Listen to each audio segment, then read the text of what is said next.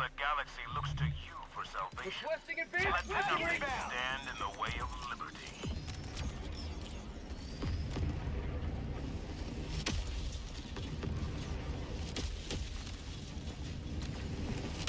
Dropping a pin. South. 100 meters. Yeah, we'll do a nice clock. Oh my god. Sweet liberty, my land. That's a great way to start.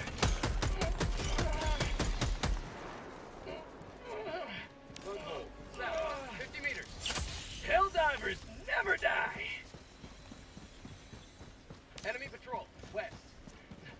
Calling in a eagle on that one. Requesting orbital strike. Requesting air support. Always good to double down. Democracy's on its way.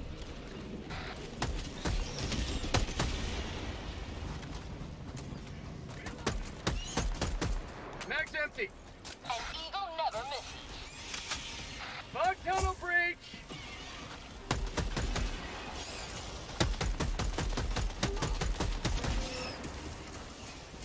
New mag.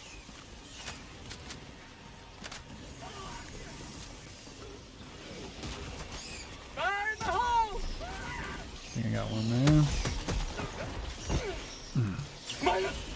Get up. Get up. Got one more hole here.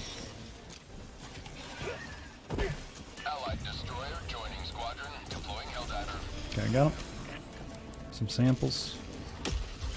Where are we off to next, fellas? We got two. We got the computer. Let's go Tagging there. maps. West. 200 meters.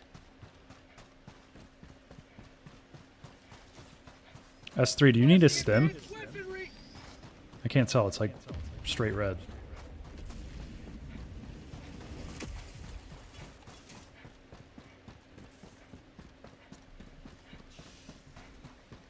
Fire in the hole. Nice. Oh, what the? Really? Get the fuck out of here. I'm sorry. Calling down. Someone take the rover. I have a rover on my body. Because in that way we have two of those. Point me to the enemy. Yeah, go and take that. I got a cooldown coming in. Unit is empty. Supplies. North.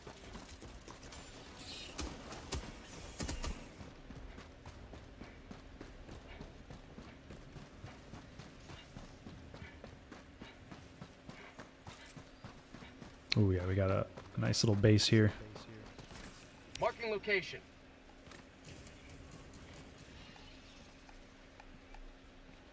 I'll have to tag that for later. Tagging location. North. Marking location. West. One there and one here. Bugs. Southwest. Never mind. Bugs. West. Going down a sentry.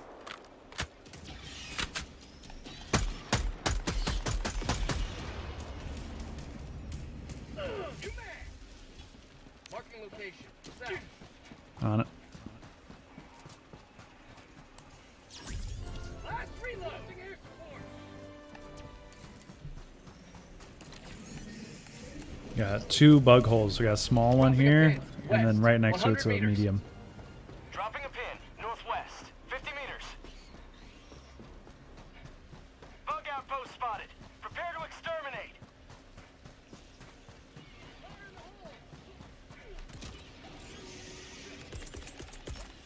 Sending in an eagle. Here comes the cavalry.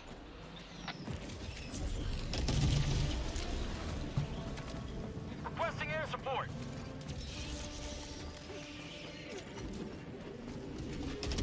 Oh! I need supplies. That was close.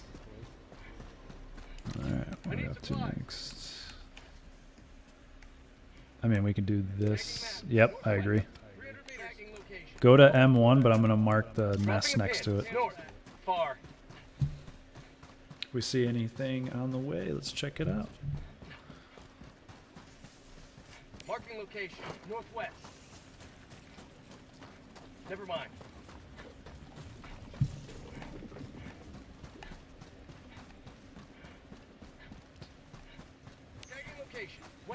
Never mind. Bugs.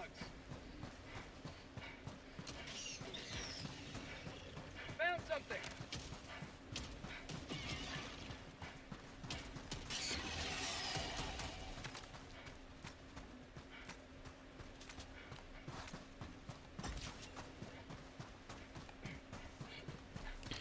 Wish there was a way to like indicate us like a bunker a little better. I don't see any. Tagging location. West. Cancel that. Throwing supply beacon. New mag. Except for the hell bomb.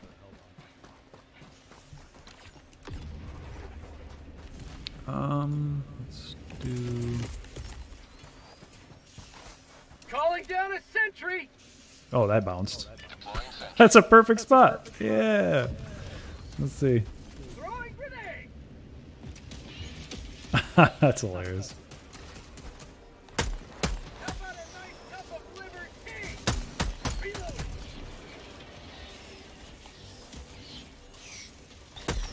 Freedom forever.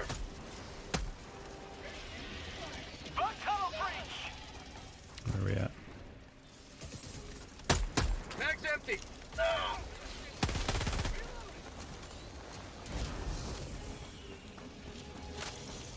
Mag's empty. Oh, of course it opened right there. I'm gonna call in an airstrike. Prosperity. Engaging terminal. Let's get that closed because that's like right here. Throwing grenade. Oh, what? The instant impact grenades are so dangerous.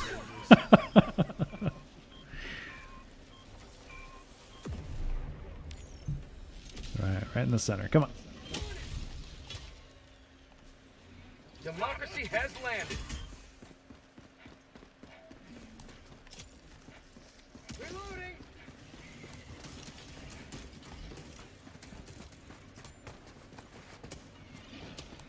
I got the terminal.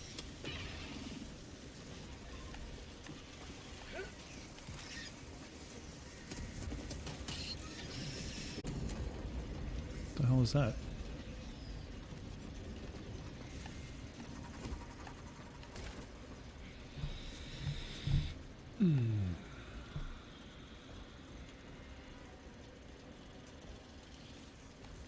Affirmative.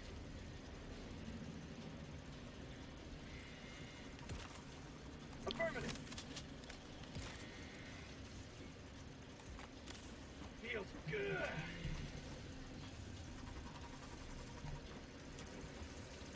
I hear bugs. I just don't see them.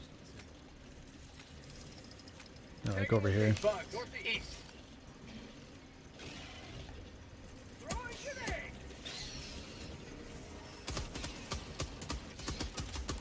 Engaging terminal.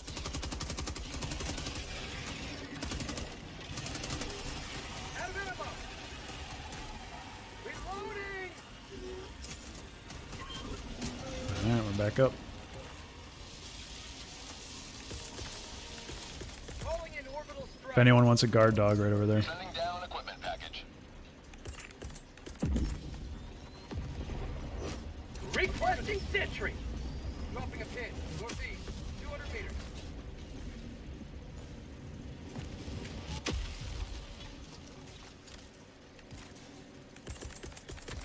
No one withdrawing to rearm. I got the terminal. There we go.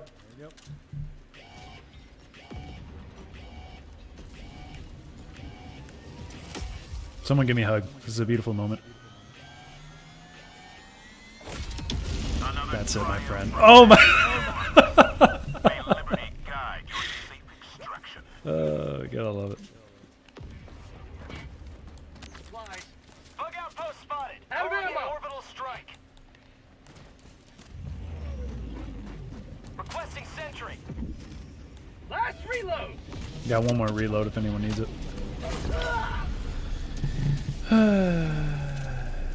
Very nice. Calling in reinforcements.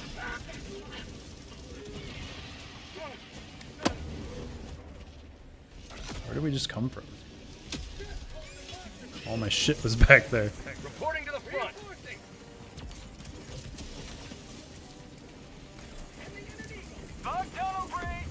Request approved. Reinforcements on the way.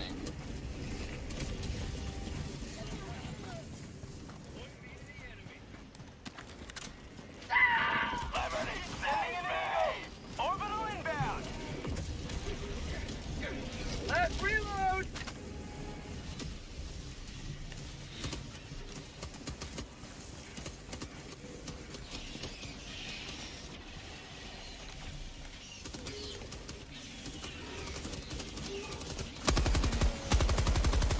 What happened? Hit! Sweet Liberty! The blood! Request approved. Reinforcements on the way. Oh my god. You guys are fucking ridiculous.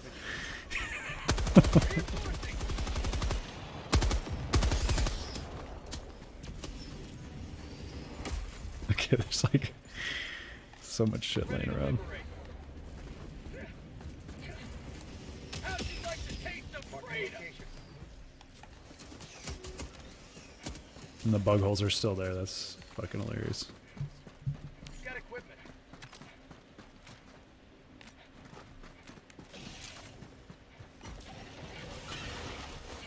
Fire in the hole!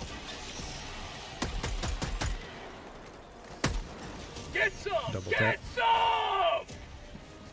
Requesting orbital strike. Tagging location.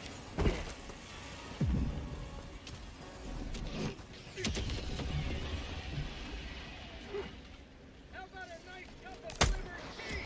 Bug hole, northwest. On my position.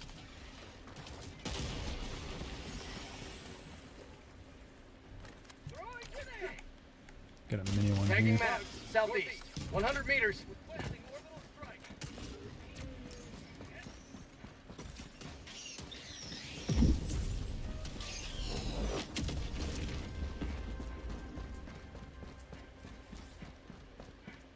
Tagging It's a map, mini northeast, bug hole. 100 meters. And we also got that gold Marking location. hanging out east. there. Calling down a sentry. I'm gonna go close these up. We got one here. Tagging location. South. Heavy, northeast, Throwing 50 supply meters. beacon. Requesting air support. Heavy, north. Requesting air support. Mag's empty. Heavy, Try to close that quick. supplies. Bug outpost. Throwing grenade. Bug tunnel breach.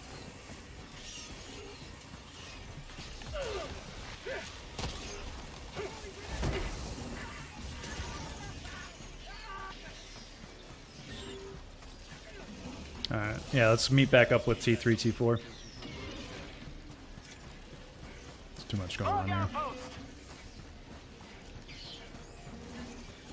Bug hole, north. Yep, we're Close. coming to you. We just got a shit ton of stuff behind us. Mag's empty. How'd you like to taste of freedom? Sending in an eagle. Here comes the cavalry.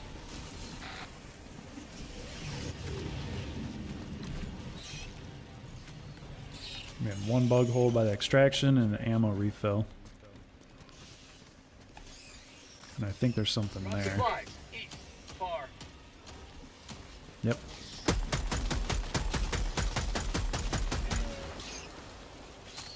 Might be something there too. Marking location. Northeast. Yeah, there's something over here. If you guys want to risk it. Mag's empty. Found something.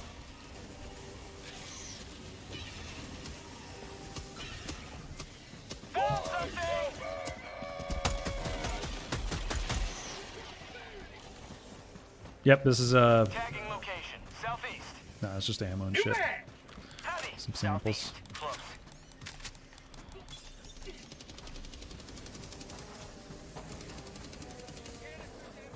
Got a rare sample. Rare sample acquired. Heavy, northwest, 50 meters. Got a sample.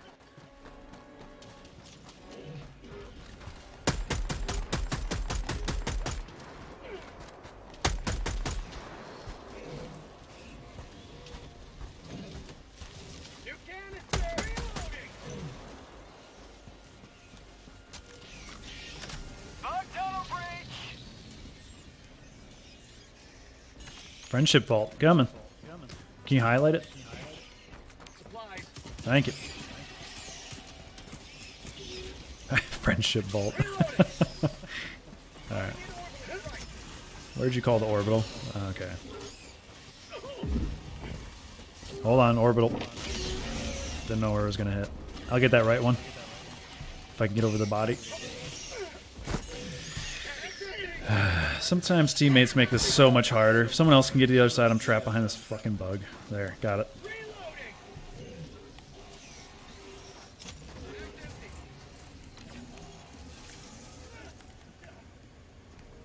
Dropping a pin. East, 300 meters. Tagging map. East, 300 meters. Alright, cool.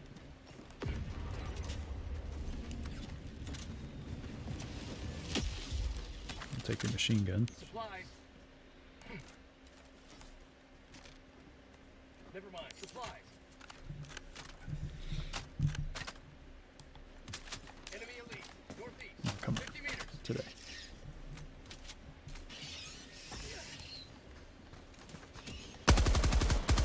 Heavy. East. Watch On my out. position. Fire in the hole!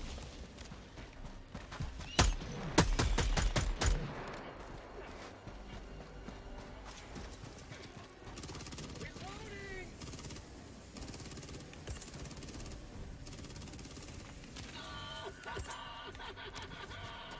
You got that M1? We got one off in the distance too. There. Tagging location. Southeast. Bug. Southeast.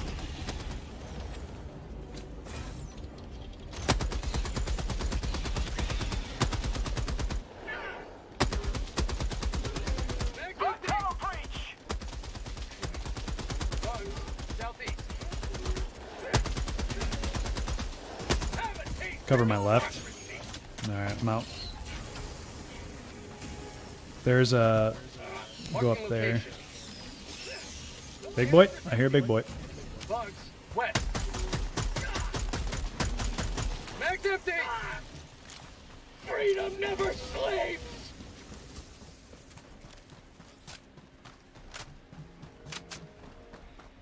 Alright, so M1's going that way. Can two teams go that way, or do we want to go there together? Northeast. 50 meters. Alright, we'll do this and then maybe that. Package acquired. I'm gonna tag that so I don't lose it.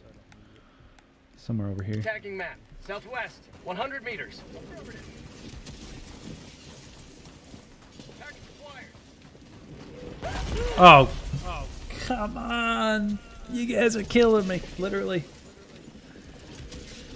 I dropped a bunch of rare samples, I think.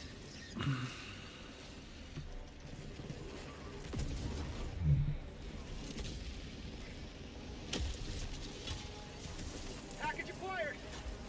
You may proceed to extraction when ready. Calling in orbital strike. Gotta stop calling those in so close, dude. Package acquired.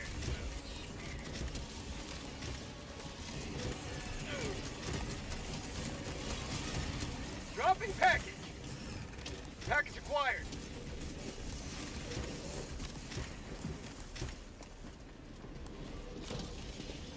Do they all have to be red, or? Because there's two of them over here. Package acquired. Dropping package. There's smoke. Are you guys okay with smoke?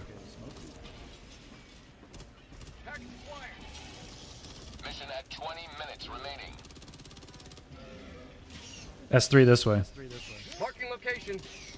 If you press A Dropping package. and press it again, it goes faster. It's up to you.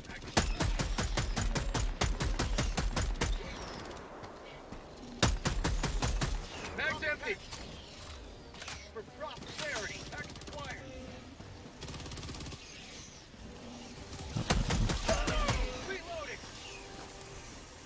terminal.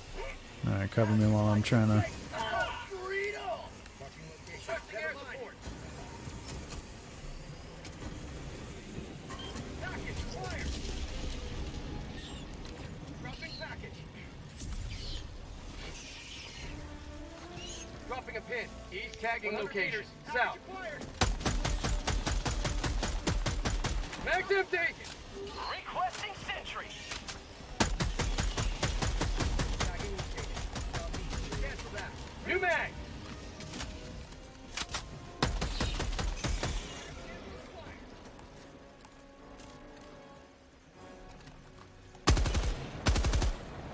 You may proceed to extraction when ready.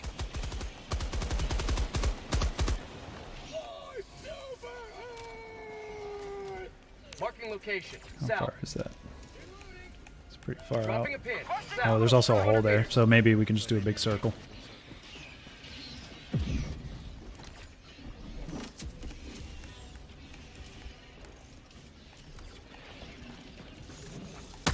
Heavy. Northeast. Close. Reloading.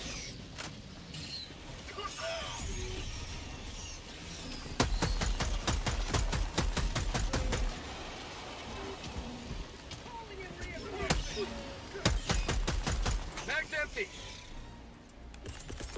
Requesting air support. Back up. Reloading. Tagging map. Southeast. 200 meters. Tagging map. South. 100 meters. Alright, so we got a gold thing, so that thing I marked, and then we have a nest. So if we want to split into 2 teams and just knock that out. Affirmative.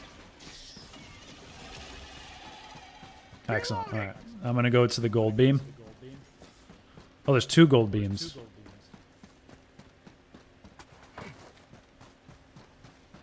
Not too far out.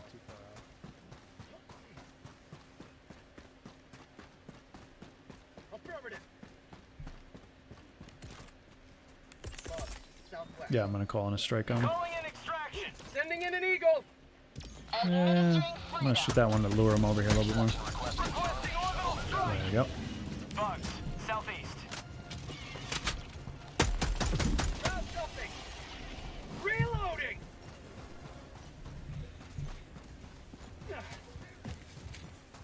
Excellent. Nice Marking find. location. Cancel that. Excellent. We got one more down here. Supplies. Southwest. Calling a couple orbitals on that one. ETA, T-minus 1 minute and 30 seconds. Yeah, hold on. Go ahead. Sending in an eagle. I'm going to call in a Seif. Back up. Back up a little bit. Missiles coming in. Bugs. Southwest. I don't know if it... There it is. Okay. Yeah, let's get this.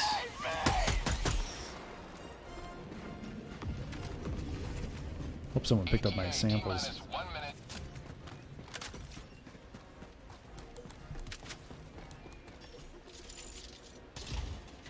What do we got here? Requisition. Not bad. Bug outpost spotted. Alright. Oh, there's another one way over there. Tagging location. Southeast. It's up to you guys if you want to go out to that one. Just give me a thumbs up if you want to. Bug tunnel breach. Requesting orbital. It's pretty far away. ETA, T-minus 30 seconds. Bugs.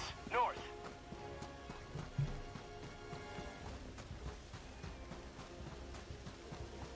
ETA, T-minus 20 seconds. Does anyone else see the giant glitch off to the west? ETA, T-minus 10 seconds. Tagging location. Can I West. shoot it from here? Nah, that ain't working. Pelican 1 arriving at coordinates. I'm out of stamina. Pelican 1 landing sequence initiated. Watch where you're standing.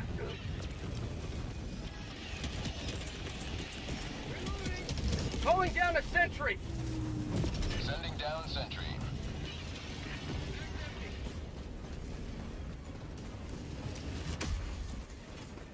Almost up there.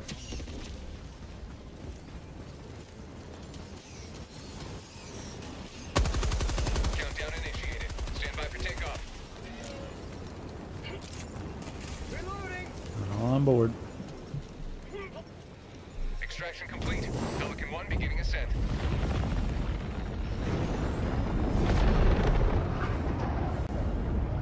Liberty has seen you through.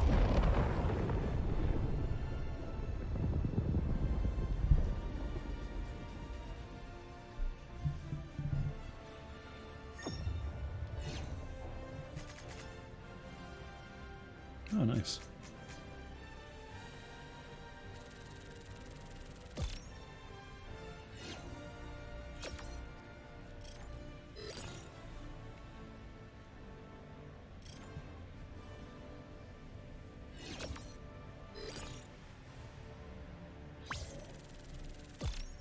I wish they had like a bestiary or something so it shows you what the missions mean or weaknesses and stuff.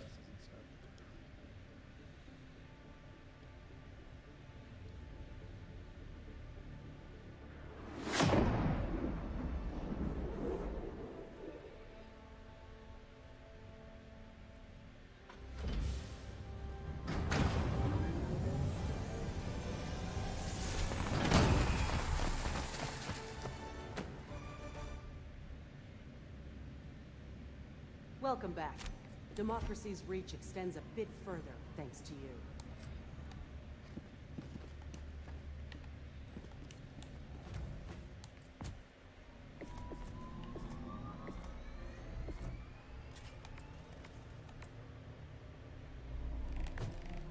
Thrusters.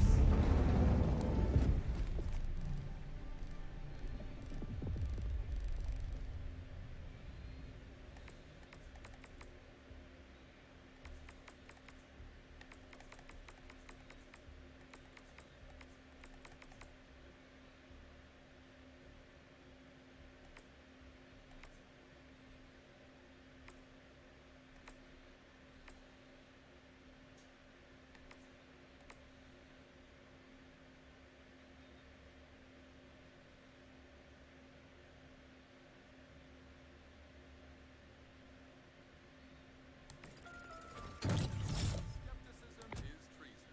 Treason is bad. Freedom Ball viewership continues to rise. Show your support by tuning in to every match, because nothing says patriotism like sports. Do not think of rebels as fellow humans. If our ideals are alien to them, then they are aliens to us.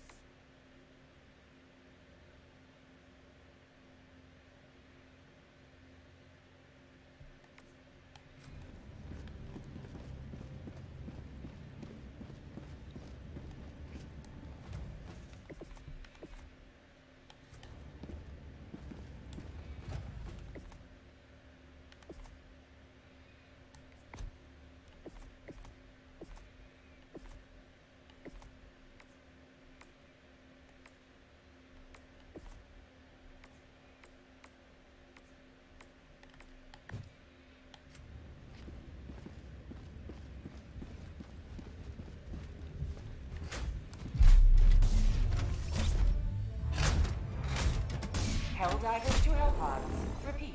Helldivers to Hellpods. Honestly, probably start all the way over here Here? and then work our way around. I think so.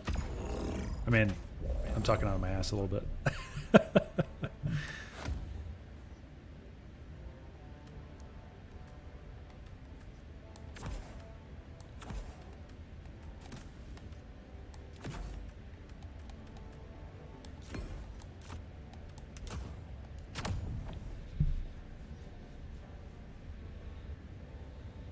Hellpod launch initiated. I gotta stop playing, man. I got shit to do.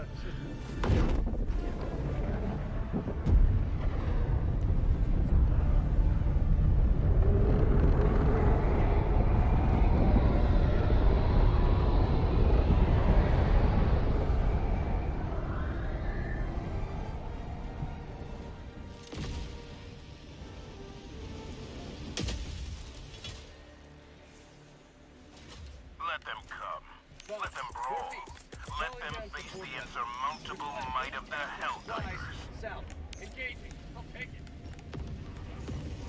Tagging map. South. 100 meters.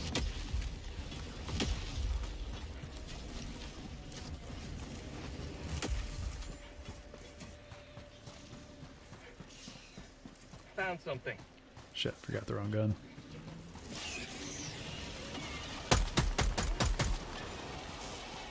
Heavy. On my position. Really?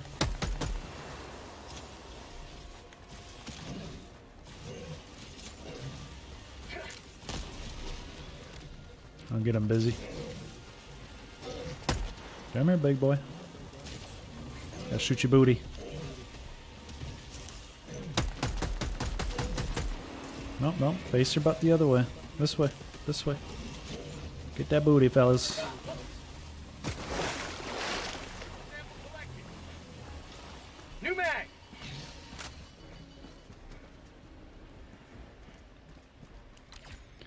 Alright. Keep going straight ahead.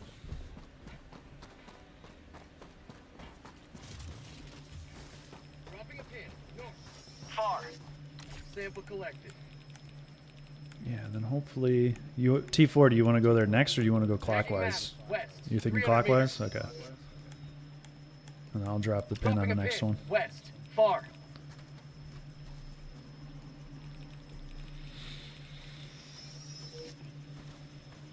Marking location. Southwest. Never mind.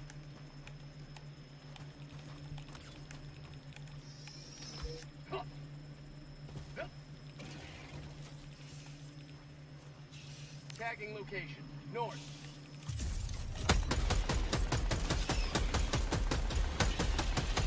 Mag's empty. Damn it.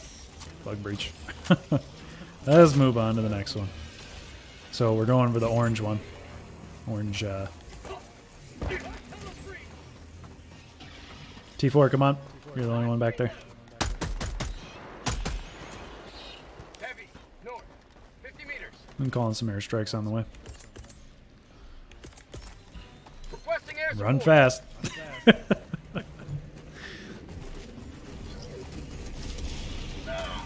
Ah, damn, got him. Got him pinned. Reinforcement. Request approved. Deploying reinforcements. Alright, I'll keep him busy. Shoot his butt. Oh, he's dead. Never mind. Good job, Ben1.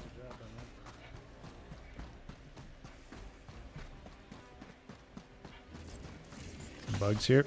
Marking location. West. You smell there, T4? We're getting pinned between two. Alright, I guess we're fighting them. Have a taste of democracy.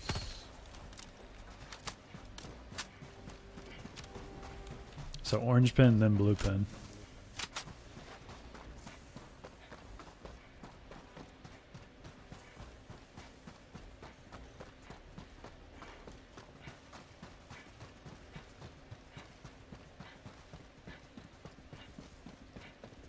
Bugs. Southwest.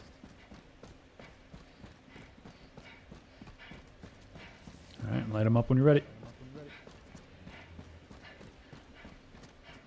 Got some here.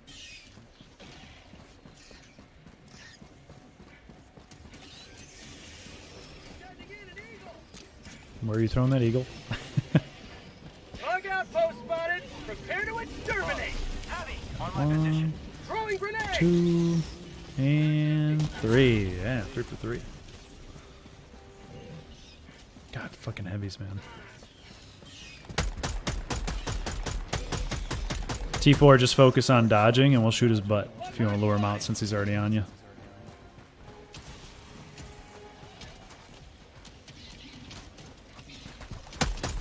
Mag's empty. Get some. Get some. Heavy. Big boy's still stomping. Watch out, M1.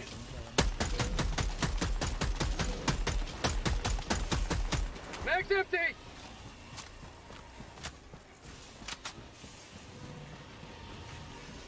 Marking location. Southwest. Got a sample. Throwing grenade. I'll take it.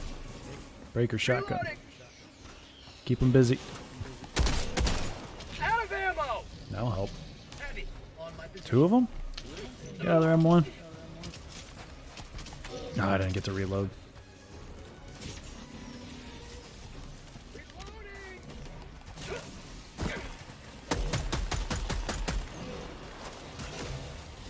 Come on, big boy. You stuck? Oh, that's too bad. Let's just call an eagle strike on you then. That sucks. Watch out, T4. That might come right at you. What the? Ah, what a joke. Small bug holes. Tagging location. South. That was frustrating. I have no nades, by the way, so you guys got to get this one. Right there. Bug hole. South. 50 meters. Get a good toss. Engaging. I'll take it. And then we'll go off to the Tagging next map. one. West. 100 meters. Sample collect. Keep it covered. You jumping in there? It's like, just gotta look right down the hole. That's good. Slam dunk.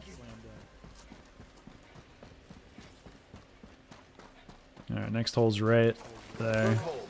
Northwest. New mag. Again, I'm out of throwing a. Requesting air support. Hold on, T4, hold on. Attack Sending underway. in orbital strike. No one's calling bug. Mag's empty. Yeah, I was trying to wipe them out before that. Bug tunnel free. Mag's empty. Have it taken.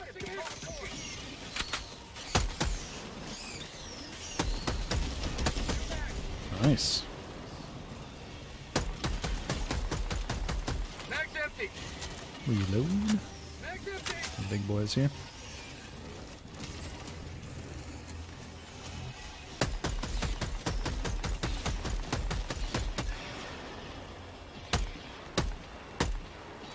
Bug high. Alright. Two coming in there. Probably call in resupply if you guys need to. Dropping a pin. North. Far. Calling down supplies. Sounds good to me. Reloading. Yeah, what's our next one? Yeah, sounds good. Laying down on the job, huh?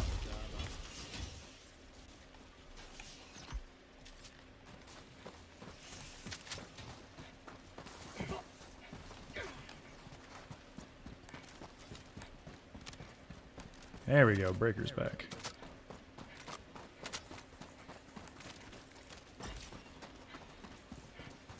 Found something. A grenade launcher? Machine gun? Yeah, hang on to this. Oh, big boy. Not big boy, but West. Rare sample acquired. careful there.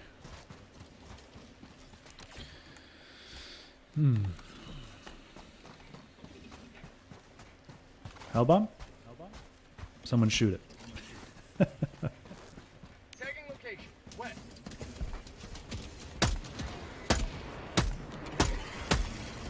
Oh, shit. That's good. Requesting tac pack.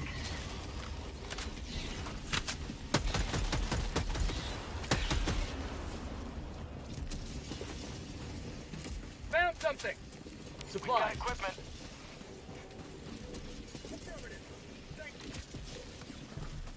I wish there was the binoculars.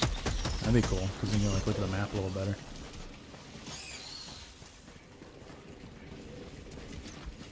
Affirmative. Oh shit! Just came out of the corner. That's like a WWE, like, oh, he's out of nowhere.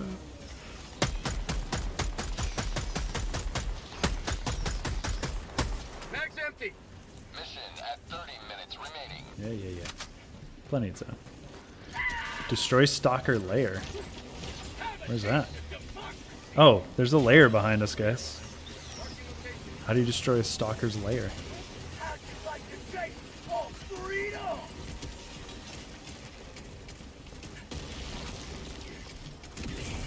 Nice.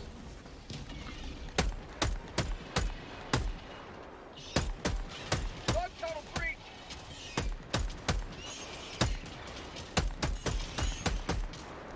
Mag's empty. Big boy. West. Close. Requesting orbital strike. Get that booty on you. I can shoot him in the butt. There Reloading. you go. Breakers. Doesn't do it in one shot, but definitely slows him down. Damn it. This is butt. Coming at you, T4. Good dodge.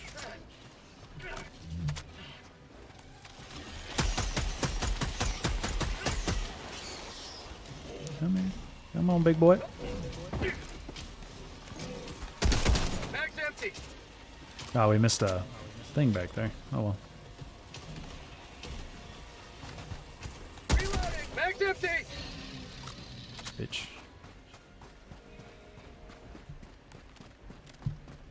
New mag. I got the terminal. Nice. Alright, what do we need to do?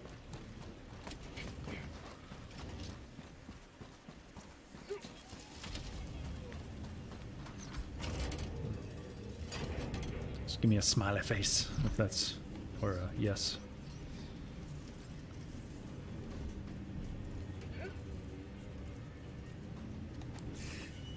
Did you start it up? Objective cancel that. Northeast. So I can't move it.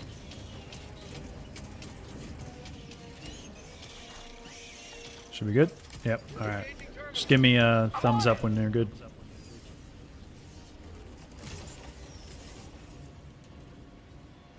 I honestly have no idea what 18 degrees is.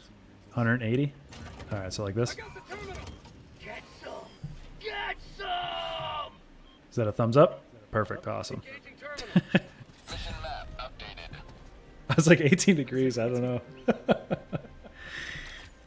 Alright, cool, we got another hole here. Dropping a pin. I'm Northeast. gonna stop 100 there meters. and then go to the next spot.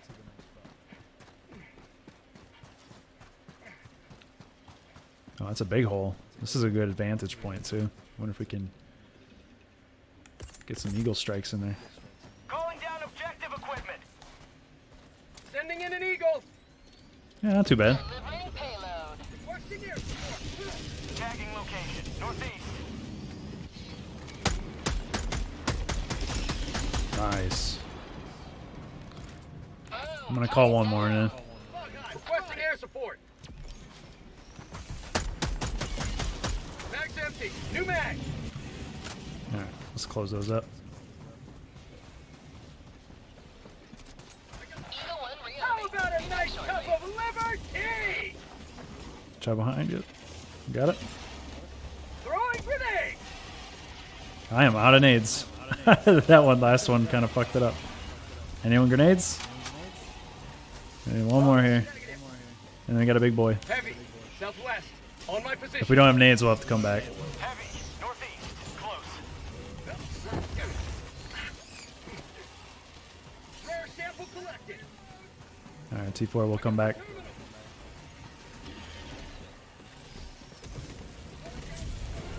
Heavy. East. Oh boy, you brought a lot up here too. Out of ammo. Heavy. On my position. M1, do you got any nades? Just close this hole up, be done with it. Oh, you got it, never mind. There's a gold vein, right? Or not gold vein, but gold light over there. Is there a big guy behind me? No. Should probably take the big guys out, huh?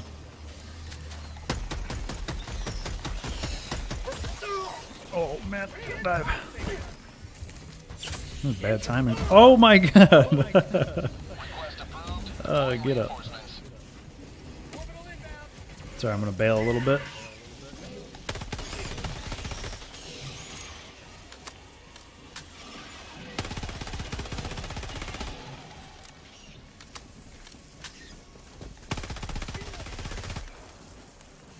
Mag's empty. Oh, come on.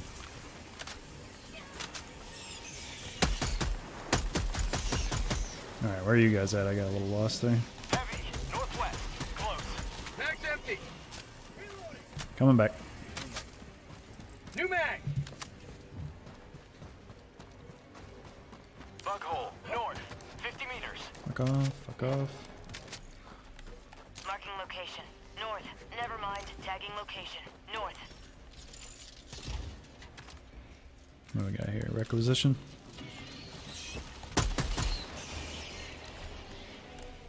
Alright, be right there. Bug outpost spotted!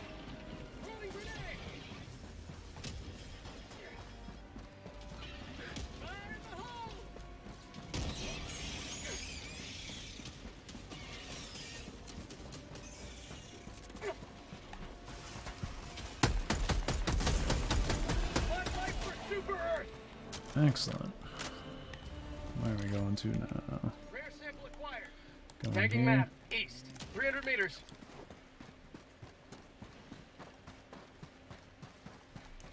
Course of action. I'm gonna go to the right of this mountain. Affirmative. Affirmative. Thank you. Thank you.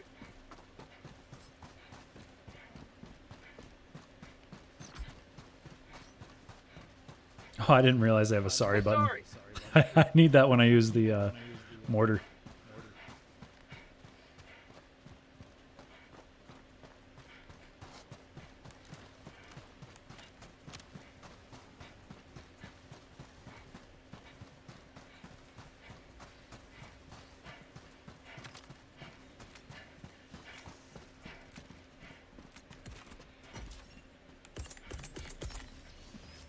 Calling any airstrikes? Ending in an eagle. Nice. I'll see where you guys don't throw it. Oh, big boy. Ending in an eagle. Come on, come on, come on, come on, come on. Yeah. Oh, shit. Excellent. That was good. Oh, no, you shouldn't have called in that many. Calling in reinforcements. Too many fireworks. Pick up my samples. Ready to liberate. Get some! Get some! Alright, I'm gonna go close that. How about a nice cup of flip? Oh, Jesus. Have a taste Get of up, boy. democracy. Heavy. Close. Get him. Get him. No, no, no.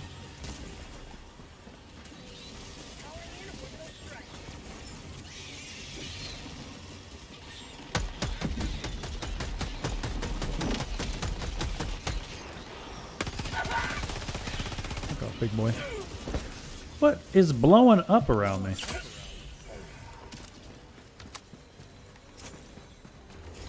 Heavy. South. On my position. Dropping a pin. East.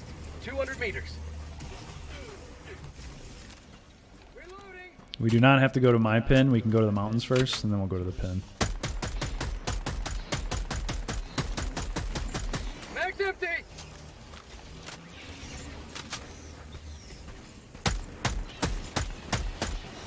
Reloading. Do I hear big boy? I do hear big boy. T4 needs some help.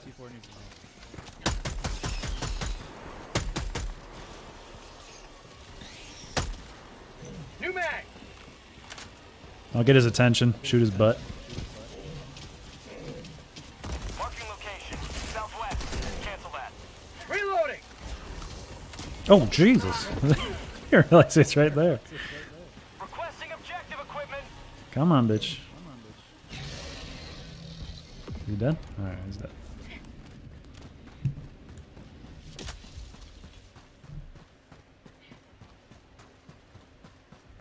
Engaging terminal. Right behind you, At M1. 20 minutes remaining.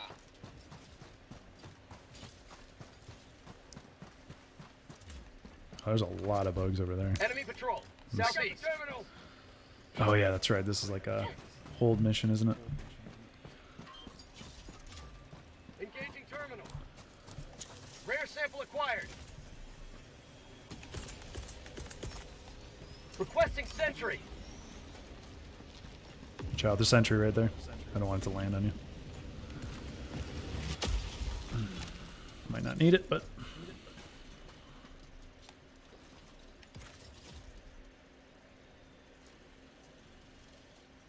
Oh, I'm sure you guys all have something, but here's another dog. A guard dog if you need it. Sending down equipment package.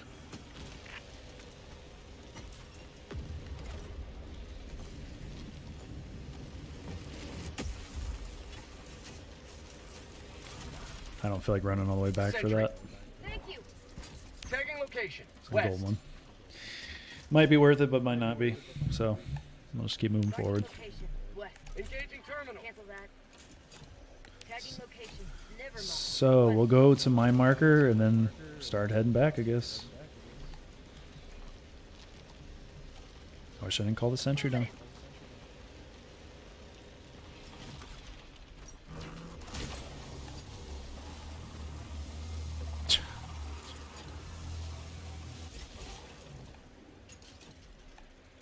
I got the terminal. Excellent. Another triumph for managed democracy. Dropping a pin. May Southeast. liberty guide 100 your meters. safe extraction. Agreed. There's a bug, like a massive bug thing, so call in a bunch of airstrikes. You can see them right up there. Never mind. Enemy patrol. South. So if anyone's got a good arm, those robot arms, I suppose. Requesting air support. Let's see where you guys are throwing them first. Nice. I'm gonna go up here. Requesting air support. Need liberty. You may proceed to extraction. What? Mine didn't hit any of them. Alright, let's get in there. Oh, never mind, they're all closed. Alright. Bug tunnel breach. Tagging map. South. Far. Yep. Let's just slowly make our way to the extraction. Tagging map. South. Far. Bug hole right here. Marking location. West.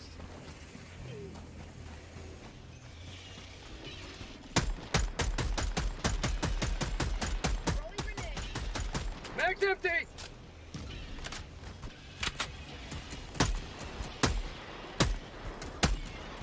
Reloading.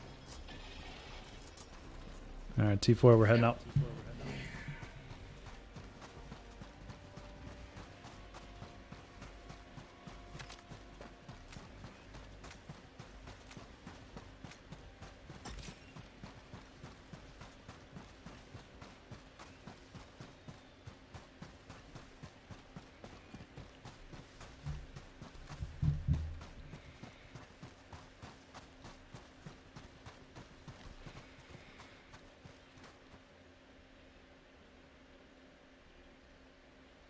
Warning, you are leaving the mission area.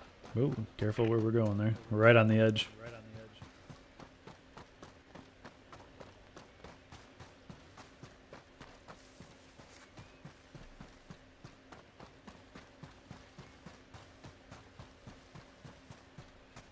Bug off to the left here.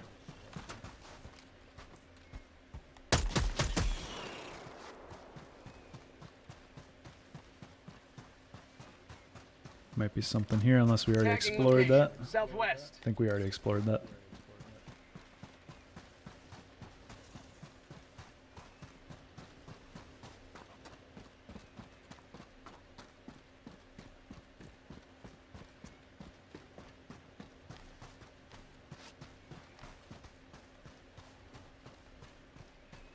Oh, did you guys find something? CM1's going over there.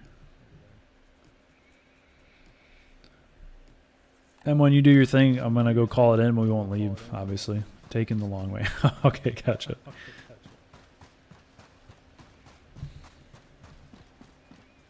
Yeah, they're probably gonna call all the bugs in right when we do extraction, but we'll see.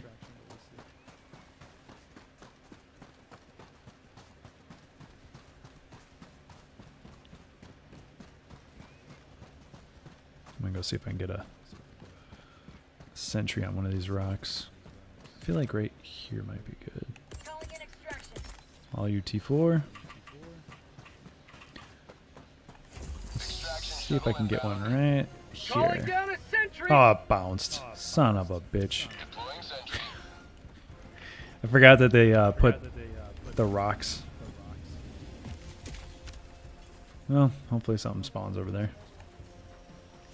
Bugs, southeast. Up to you. You can let them pass. They're coming though. Bugs, south. Mag's empty. Reload. ETA T-minus 1 minute, 30 seconds. Yeah, like you said, eerily quiet. Here we go. And my sentry's way the fuck over there.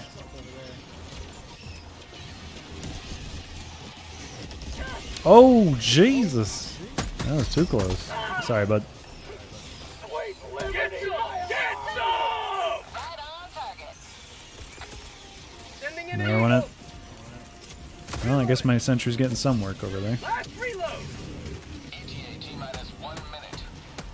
Requesting air support.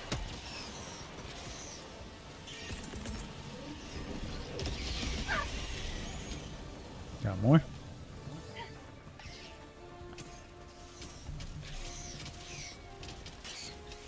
Stragglers. Last reload. Calling down supply. ETA T-minus 30 seconds. Yeah, maybe it's just a quiet run.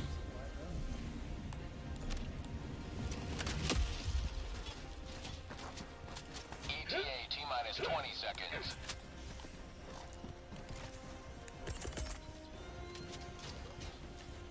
Fire in the hole! Requesting air ETA support. T-minus 10 seconds. Clear landing Requesting zone. orbital strike.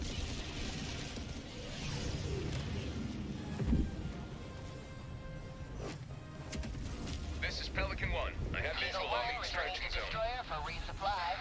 Requesting air support. Pelican 1 landing sequence initiated. Watch where you're standing. Oh my god. Almost ran into that. Throwing grenade. Alright. Let's go, ladies. Orbital inbound. Countdown initiated. Stand by for takeoff. Don't you let the taste of freedom! Extraction complete. Excellent. Pelican 1 begins Now I should descent. probably do something important. Even though democracy is the most important. Today you carved another foothold in a long climb to liberty.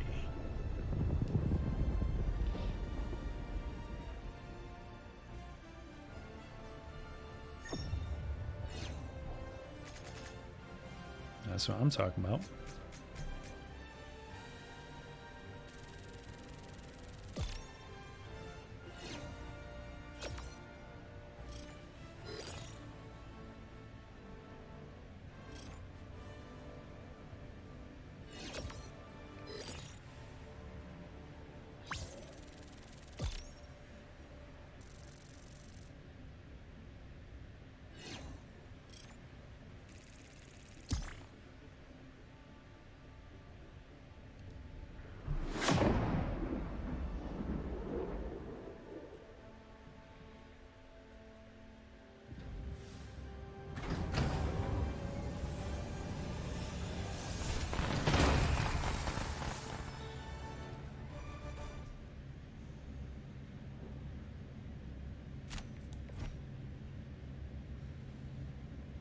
A triumphant return.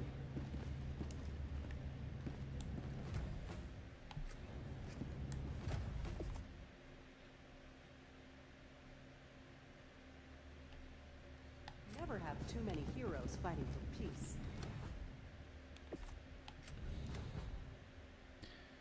These major orders are nuts.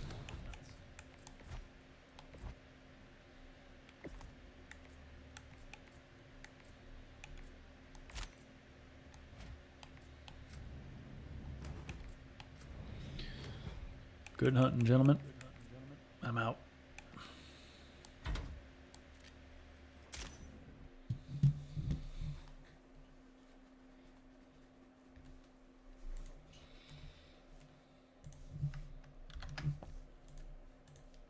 Battle has become something of a norm. Pawns feel like they could have been some sort of gateway into introducing multiplayer into the Dragon's Dogma mix.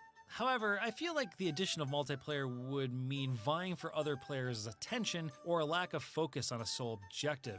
And And with that in mind, I came to appreciate the pawns more as facilitators within the world itself, opposed to filling a void in a single player's experience. Also, you can high-five your pawns after a battle, and it's the best damn feeling. That isn't to say pawns were always reliable. On more than one occurrence, a pawn insisted I follow them, knowing the way to my next destination. Over here, Master. Did you lose sight of me? Only to lead me to a locked gate I couldn't open. Instead, I stood there watching them march in place, face against the wall.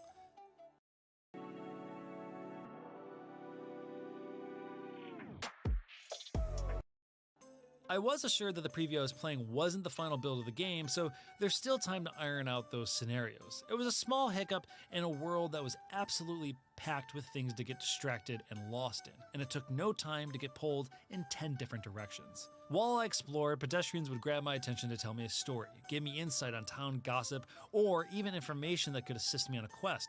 It gave the town a sense of life, a feeling of air that was being breathed while people went on with their day. It was in this time that I learned about the boy taken by wolves, or a valuable orb that had gone missing. They didn't feel like blatant quests to go and follow, but instead information I gathered to go and investigate on my own terms in my own time. The same was true when exploring the dry, red-washed sandy dunes of Batal, the other major area of Dragon's Dogma 2. It was here I was given a different flavor of the game's inhabitants, still vying for my attention, albeit with a more hostile tone and sense of grit. Batal, unlike Vermin, which is populated by humans, is the land of the Beastren, cat-like humanoids similar to Elder Scrolls' Khajiit. Batal featured a more underbelly-like attitude, wedged into the side of mountains casted in shadow. The quests and stories I gathered reflected that attitude, like the curmudgeon blacksmith who didn't want to fix my sword, or the tough guy who started a one-on-one fight with me because I was strutting with my crew of high-fiving dudes, also known as pawns. In the 3 hours I played, I felt like I had seen a lot, fought a lot, and explored a lot. But I was also left feeling as though I had barely even scratched the surface of what Dragon's Dogma 2 has to offer. I never did find the boy who was dragged off by wolves. Instead, I was hurled into a dozen other stories, some the game provided to me, while others I formed from my own exploring. And that's the biggest impression the preview left on me. The danger, the freedom, and the wonderful happenstance of exploring a world that is densely inhabited by thieves, zombies, wolves, saurians, banshees, orcs, trolls, cyclops, and griffins, just to name a few I saw in my short time. It is a lot, especially considering I hadn't even touched its main story. It feels like a big world teeming with possibilities, and I'm excited to see how it all comes together.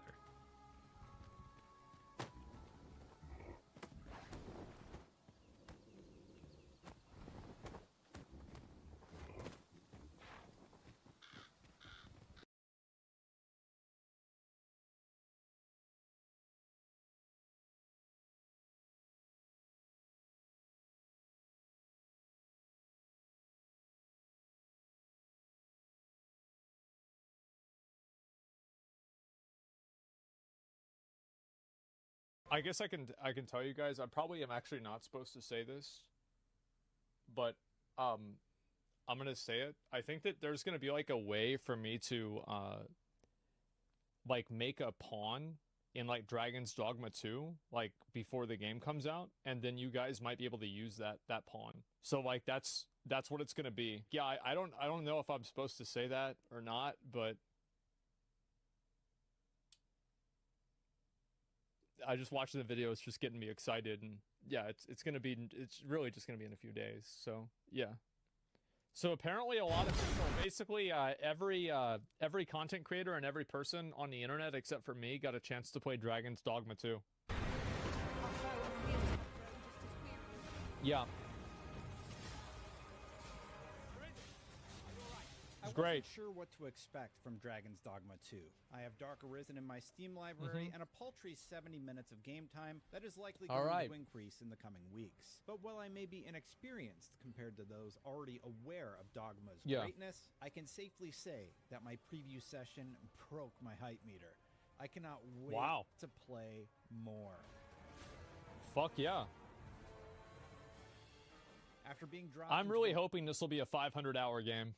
A random save that I'm started really in the hoping middle for of it. a town A little with louder, Mystic sorry. Spearhand vocation. I wasn't really sure where to go, but that was the beauty of this demo. Dragon's Dogma 2 organically gave me plenty of options for what to do next, and there's no wrong answer when it comes to how you want to play this game. I was almost immediately greeted by a traveler asking me to find their orb, because if it wasn't found, his master could have him killed. That job was my last hope. Morris, a shopkeeper, told me that his grandson Raj had gone missing, and a villager informed me that he was dragged off by wolves. There you When go. I started talking to people in town, I met folks who told me about a town that was overrun with fell beasts. All of these options were there to pursue in addition to the main storyline. Yeah, none of these are even the main quest. And while I was probably supposed to do the main quest during my demo time, I decided to go it alone, jumping on an ox cart to the next town to see what else I could discover. I think that for me, and I'm going to tell you guys this right now, whenever I play this game, I'm going to try to play this game in a way that is fun. So I'm going to play it like I played Elden Ring. Like where I explore everything, I do everything, and it's kind of boring for a good bit of it, but I really want to play this game and enjoy it as much as I can. I mean, there will be elements that I try to go through because I just want to get to the next level for like whatever reason, but in a general sense, I'm not going to do that. Dragon's Dogma 2 really clicked with me It's because designed you to need be immersive, yeah. constantly be on your toes. There are moments of downtime where you can just enjoy the vista or Damn. pose with a random ogre you've defeated. Wait, he's not dead? But Nope. more often than not, I was organically finding combat encounters Bro, and that shit's secrets dark. that I wanted to investigate more. And that amazing loop was consistent as I made my journey back to town. Over the course of 80 minutes, I fought a griffin that flew me into the air and dropped me to my death. Well, that's bad. I discovered the untimely fate of Raj was affected by the fact that I decided to run off exploring the wilderness. Oh, shit. Unfortunate. A completely different outcome than what Mitchell encountered during his IGN first playthrough a couple months ago. I took on an ogre that was That's protecting cool. a treasure chest my pawn had led me to. Yeah, he sat on me. I turned down new Fuck 'em. pawns that I had met who wanted to become a part of my crew. I was ambushed by a group of bandits making camp. And all of this happened organically while I just explored this small sliver of a massive map. Even though And I there's was not a lot of fast travel in this game either. I don't even know if there's any. probably supposed to do that main quest, Dragon's Dogma 2 had just provided me with a wealth of entertainment that I didn't want to walk away from while wandering around accomplishing nothing related to the main quest at all. Thank God, bro. That's the exact vibe that I had with Elden Ring. Did you guys ever, like, in Elden Ring, get sidetracked for, like, 2 or 3 days of your playthrough just doing something else? That was so good, wasn't it? Yeah. Here's one example. I had a fight with this griffin earlier. That looks like a Now, bald while eagle. trying I to don't know hunt if I could kill down him. For round 2, I've come Yeah. upon its nest. I leap into action with flawless skill. Oh. And it would seem I'm taking this fight on a little early because it starts at That was a daytime lot of and damage. goes until the game cycles to nighttime. That's fine. I ended up winning, but it took almost all of my resources. Good. Fuck him. And I had Got his so ass. much fun doing this. Now, the Mystic Spearhand vocation was interesting, but as it was my first time playing Dragon's Dogma 2, I wasn't able to showcase all of the abilities. Still, Yeah. the focus of the provided build was clearly all about the spear and your character's ability to teleport to foes and Yeah, deliver I'm not going to play devastating this, by the blows. way. I'm going to play the sword, the big The great recent sword. vocation trailer also teased a wealth I of mean, this is exciting cute, options, but I don't like give a the fuck. ability to teleport directly on top of enemies before plunging your spear Yeah. into their back, and an ability that teleports between status-afflicted foes to deliver a crushing blow. Well, that's Getting cool. to see what was possible just makes Yeah. me want to go back and play even more. And if this isn't to your liking, Dragon's Dogma 2 has There we other go. vocations Okay. Oh, available. oh, They fuck. include the Fighter, Yep. Archer, Mage. I mean, to be fair, like, that, I think, is, like with a big factor with this is, like, fulfilling class fantasy. And I think that if you're an archer, this is the archer class fantasy. Right here. Archer, There it is. Mage. Right? Thief, Warrior, Sorcerer. There it is again. Class Fantasy. Mystic Spearhand, Magic Archer. That looks like it'll be really cool. Warfare, which What is the sort fuck? of a Is that jack a of all oh my trades. god. Well, this reminds me, I never killed that boss in Monster Hunter. I need to do that. I really do. I never beat his ass. And he's hard. Trickster, which we showed off as part of our IGN First coverage. You are free to switch between each of these on the fly by simply talking to a vendor, and Wow. taking a peek at the options available makes it clear Okay. that each has a lot more depth than expected. The second vocation I had the chance to try was the Magic Archer. Diving into the combat options, the sheer amount of choices at your disposal is incredibly exciting. My Archer had 9 weapon skills to choose from, with Flame Fang Arrow, Ricochet Hunter, Frost Hunter Bolt, and Recovery Arrow selected. Flame Fang Arrow, at least in the build I played, seems incredibly overpowered. We're not going to use this. We're going to use the But sword. anyway, when the time came to jump over to play the second vocation, I began by being ambushed in a tavern town. Boy, what's your problem? Only to make quick work of my opponent by stun locking them with Ricochet Hunter and Frost Hunter Bolt. It was an incredibly powerful combination, What so a little powerful bitch. that the Griffin we encountered never stood a chance. Ouch. In hindsight, I could have started this encounter a little better. Yeah. Flame Fang Arrow simply devastated everything with ease. While doing a quest that took me into the mines. I to like how the game is dark. I feel like a lot of games, like Elden Ring did this really well too. Like, do you guys know, like, it's that one fucking cave, right? Where, like, it's in Limgrave, where you go down and you fight those 2 chieftains, and then you go all the way across, and it takes you to the island that's on the other side with, like, the fire. Like, dude, that was, oh my god, bro. Like, that was so good. Collect materials. Yeah, I was blindsided by not this. the Rune Bear Cave. No, that's not. That's in the other. That's in the other peninsula. While letting my pawns do their job, I fire Ricochet Arrow and Ice Arrows at the opponent, as well as the very powerful Flame Fang Arrow. Yeah, remember you Encounters fumbling like there? this I and the did. Griffin encounter before really demonstrate how powerful the correct pawns are when paired with a good vocation. It also did a great job to break up what I thought was a mission to collect rocks.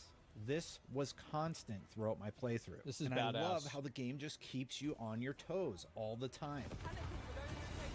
Well, the gameplay was amazing, and I can't wait to get back to play more. There was one concern I've seen the community curious about, and that's the uncapped frame rate on console. When looking at... We're not playing it on console, guys. This will not be an issue. This, it is not should gonna be be noted important. that I am playing a version which Capcom clearly Starforge states PC, by is the way. still in I mean, no development, problem. and it's not equivalent to the final product. This could be But in this build on 165 PlayStation FPS. 5, Dragon's No Dogma 2 issues. was averaging around 31 frames per second, with dips during heavy combat moments, while playing with the PS5 set to output at 4K. I did not get to test at lower base resolutions or with variable refresh rate turned on during my time to see if that had a positive impact on performance. However, if As I said before, like, it is a dream of mine to be able to sell a gaming PC that can run better than a console for like $1,000 or less. I would love to just make the best possible gaming PC I could for $1,000 and just sell it as a big black box. That's it. I would love to do that. I had one hope, it would be that Capcom added more options in the frame rate DLSS department, I feel like including, it could at happen. minimum, a I do. capped Like 30 with a lot of the frames per second mode on NVIDIA shit console. they've said, That I think said, it could happen. The gameplay in was like so 3 fun years. that it was hard to walk away focused on anything But other inflation, than my like, genuine excitement to play. Very more. hard for me and to as say. someone that primarily plays on PC, the frame rate didn't bother me that much because the gameplay is that fun. Yeah. But I'm definitely going to play on my PC. My demo ended in the There it dead of is. night, trying to help a All character right. navigate the spirits, zombies, and monsters waiting for me in the darkness. But after playing almost 2.5 hours, there's no denying that Dragon's Dogma 2 had me hooked. I cannot wait this looks really, to really play nice. more on March 22nd. If you want to see more about Dragon's Dogma 2, be sure to check out our IGN First coverage. And for more on all And things this is gaming, also keep it right a thing here with Dragon's on Dogma IGN. 1. Is like, I'm not going to focus on like speed running the game whenever I start playing it, because as I said, I will start playing the game on Sunday. That is my plan. I'm going to stick with that. Unless there is like some fucking, cataclysmic event that allows me to, prevents me from doing that, That will be my plan, is to play it on Sunday. I want to play this game. I'm going to link you guys the video. Video was great. A lot of people got a chance to play the game. Game is Game of the Year contender. I really hope that it's Game of the Year contender. Absolutely. Surely, unless... Hey. Remember whenever y'all said that about Monster Hunter? This is the best product that Huel have released in recent times. Many of you will think of alternatives to this, but I've tried those alternatives and none of them are as tasty as Huel's Daily Greens. When you get a chance, just try it. That's all I'm gonna say. And I think once you try it, you'll understand why this is such an essential part of my life right now. I'm someone that understands the importance of having greens in my diet. But do I achieve that every week? Sometimes the answer is no. The probability of me achieving that is now almost 100% because of its convenience and because of the ease of preparing this. 1 scoop, 10-second shake, and you're ready to go.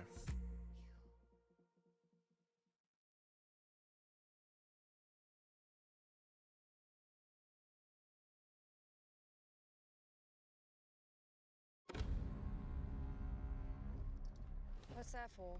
Not sure, but I'd sure hate You would think that after the utter disaster that was Suicide Squad Kill the Justice League's launch, Warner Brothers executives would learn the lesson and understand why this game failed so epically, what works for them, stuff like Hogwarts Legacy, and would lean more towards that direction, but it seemed as though the executives have only learned the wrong lesson from all of this. I don't need to recount the poor critical reception of this game. You can see it on Metacritic, you can see it on OpenCritic with only 17% of critics recommending this game. On Steam, you can see that there is a paltry number of reviews, and looking at player numbers right now, we're looking at mid to low hundreds, which is abysmal for a live service. This is not gonna last. I mean, I'd be shocked if it lasted the year, frankly. And even if it does, it is just them kind of scraping by and them trying to salvage something that it's just not possible to be saved. Marvel's Avengers had better all-time peak numbers, and that died. We have Gotham Knights having better all-time peak numbers than Suicide Squad Kill the Justice League. Even the single-player game Batman Arkham Knight right now not only has a better all-time peak and also is from Rocksteady Games, but also its current peak number of players is in the 3,000s, which is significantly higher than Suicide Squad's. It goes to show that people just straight up miss the Rocksteady of old, who made awesome campaign-driven single-player action-adventure experiences that made you feel like the superheroes or comic characters that the game represented. And even Warner Brothers, by their own admission, straight up said that Suicide Squad Kill the Justice League has fallen short of their expectations. It did not meet the sales numbers that they hope to achieve. It is not monetizing at the level that they want. Now, they haven't shared exact sales figures, which further highlights how embarrassed Warner Brothers is of the commercial performance of this game. And even looking at Suicide Squad Kill the Justice League standing on consoles, you can see that the game has fallen out of PlayStation's top 10. It's even fallen out of Xbox's top 50. It doesn't get worse than this for a live service.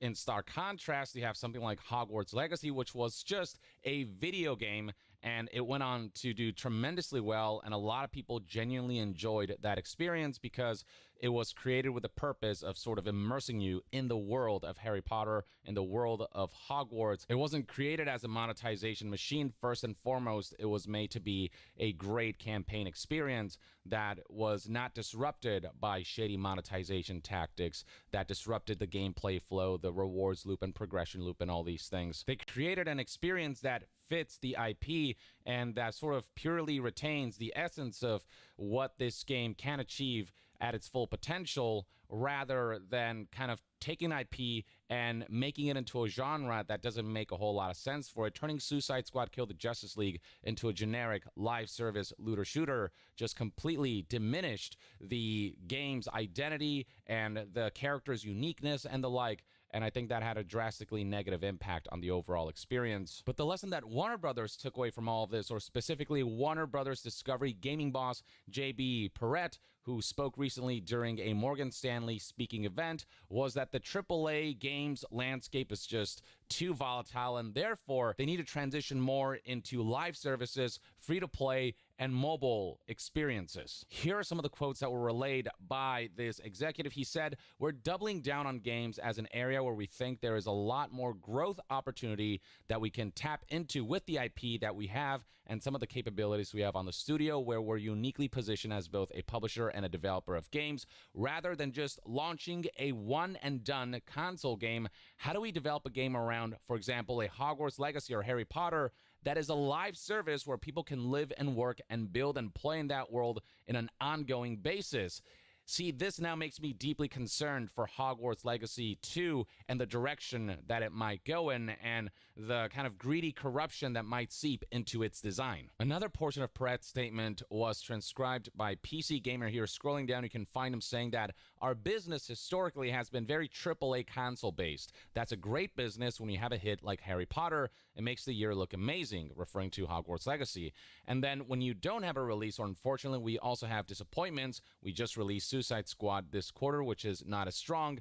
It just makes it very volatile. He further added that he wants to take a more holistic approach with their 4 core franchises: Mortal Kombat, Game of Thrones, Harry Potter, and DC, with a particular focus on expanding into the mobile and multi-platform free-to-play space, which could give us a much better and more consistent set of revenue. To that end, Warner has a number of free-to-play mobile games set to roll out later this year. I just don't comprehend the logic here. You've got a game like Harry Potter Hogwarts Legacy that became 2023's best-selling game, and that wasn't a live service, where Suicide Squad Kill the Justice League was positioned as a live service, and that failed. So your logic is, let's lean more towards live services instead of those campaign-driven experiences that have more of that purity and aren't corrupted by shady monetization and the intent to monetize long-term. Straight up, Hogwarts Legacy was the first game in over 15 years to dethrone the likes of Call of Duty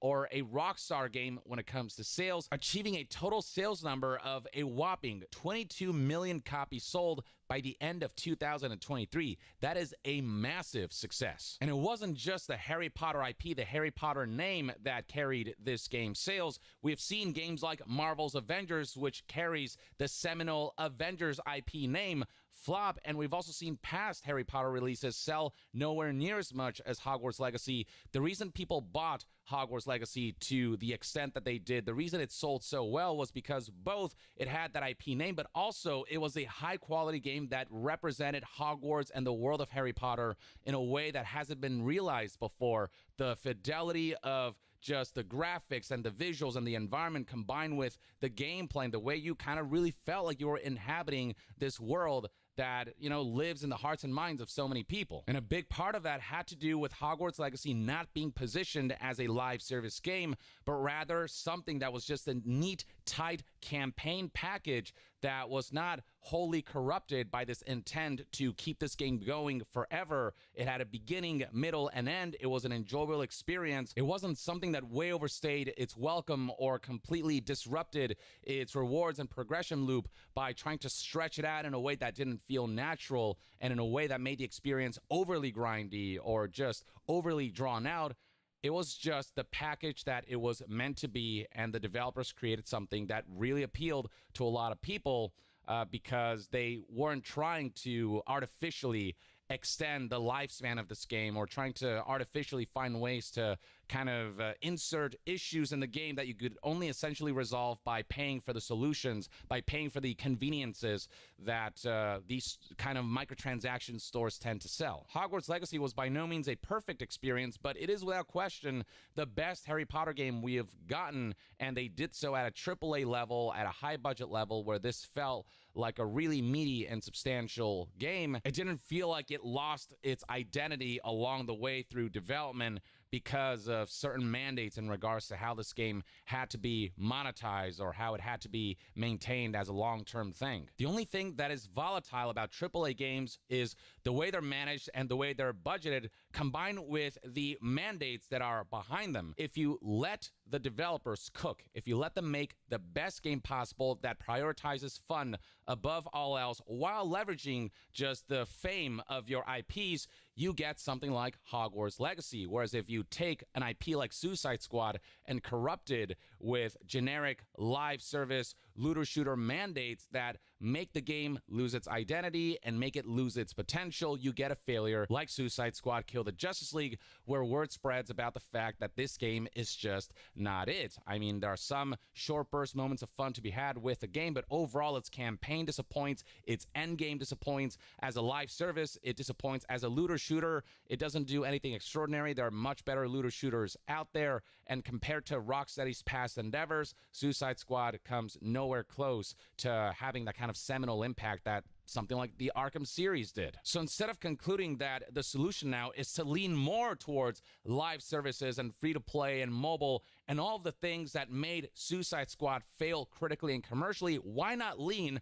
towards the things that made something like Hogwarts Legacy succeed, leveraging an IP properly to create a game that is well-suited for the IP and creating a genre that makes sense without trying to force it into a mold that doesn't fit, like a looter shooter or a live service or just anything that is more intended to monetize rather than to maximize the potential and the fun and the kind of creative and artistic potential of an IP. Why don't you just go on a roll with more releases that are akin to Hogwarts Legacy rather than trying to lean into the qualities of Suicide Squad that made it a failure? It just like, it doesn't make any sense to me. If you make a AAA game that is fun and pure in its essence and fully realizes the intent of the developers, that is well managed and well budgeted, it'll make money. People will buy the game. Hogwarts Legacy is proof of that. It's like the best thing you've done in a long time, Warner Brothers. And the fact that your conclusion from that is let's not do more of Hogwarts Legacy and let's just lean into the live service and all the awful stuff and all the unfortunate elements that corrupt an experience like Suicide Squad. The fact that that is your solution and your takeaway from all this goes to highlight how freaking delusional executives are. And you want to do this during a time when the live service market is more oversaturated than ever before, when we're seeing so many live services come out as kind of mid and completely flop, like Suicide Squad Kill the Justice League, like Skull and Bones, which do not compare to the live services that are currently thriving, your Fortnites, your Final Fantasy 14s, your Destinies, or even Destiny right now seeing something of a lull, your Apex Legends and whatnot. Those are up there as kind of the kings of live services. Helldivers 2 right now is thriving as a long-term game because it prioritized fun above all else with a $40 price point with monetization that is nowhere near disruptive enough to affect the incredibly fun and chaotic gameplay experience. I mean, recently Sony had to dial back their live service plans. They were planning on making basically every IP into some kind of live service and had a bunch of projects in the work, and they recently cut and canceled a bunch of live service projects and are only focused on a handful now because they realize just how oversaturated the market is, how many live services continue to fail, and realize that just making live services one after another under the same umbrella is just an awful idea because they're all going to be competing against each other because they all ask for unlimited time from people, and people don't have unlimited time. They can only take on so many live services, so making everything into live services for the long term is just not sustainable. You need those games that are limited in their scope, that have a beginning, middle, and end, that are a one and done kind of experience that people can remember fondly, that can sell en masse to drive your business and not make everything about live service, especially when live services are so prone to fail in this day and age. We have seen so many flop and result in, financial woes for companies who just didn't have basic foresight. I'm just so thoroughly baffled by Warner Brothers' takeaway from Suicide Squad Kill the Justice League's failure. I suppose I shouldn't be surprised. I mean, executives tend to just lose the forest for the trees. But it's still just, I mean, it makes me angry to kind of think about the potential that is lost for IPs that they've mentioned here, and the fact that they're kind of taking them in a direction that will diminish the potential quality of games from these IPs, everything wrong they could have learned from Suicide Squad's failure, they did. Or at the very least, that's one man's take. Let me know in the comments below what your thoughts and opinions are on what Warner Brothers had to say about Suicide Squad Kill the Justice League's failure. This whole idea that Suicide Squad highlights how big budget games are very volatile, and in turn, their goal is to shift and double down on live services, on free-to-play and mobile. Share your thoughts in the comments below, and to be further updated on all things gaming news, reviews. You're chosen to become something more. And that's it. Nikki Haley will be dropping out. I didn't think it was going to happen. Last night, we had a special Super Tuesday event in Martinsburg, West Virginia with the great Dave Smith. And we all watched Nikki Haley get absolutely trounced, but it's kind of funny. She won Vermont. Vermont, of course, is an open primary state, so Democrats were able to vote as Republicans, which likely explains how she was able to win in Vermont, but she's done. And the weirdest thing about this is, why did she run in the first place? We don't know.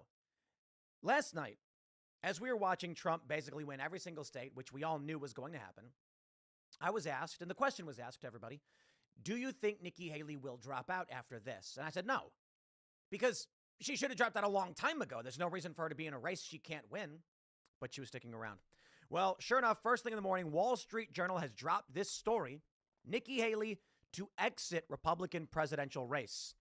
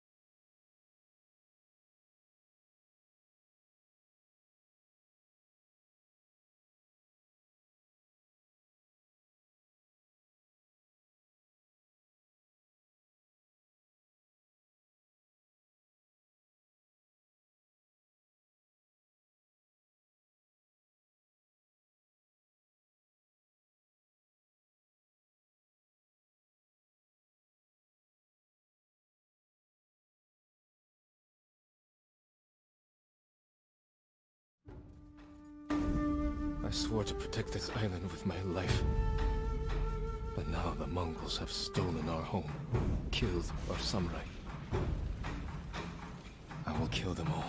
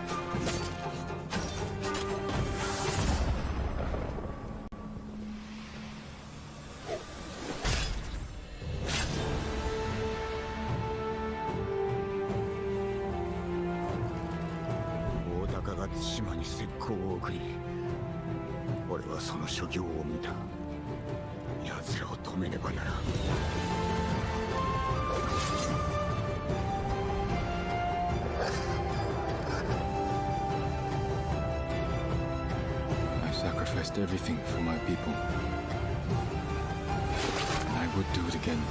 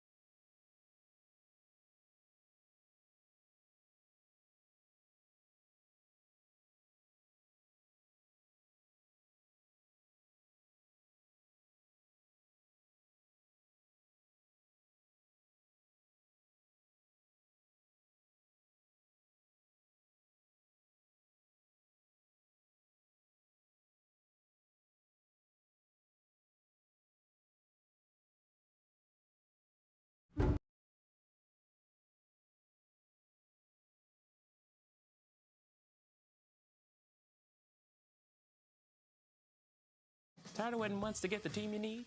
Build a flexible workforce with Upwork. Upwork gives us access to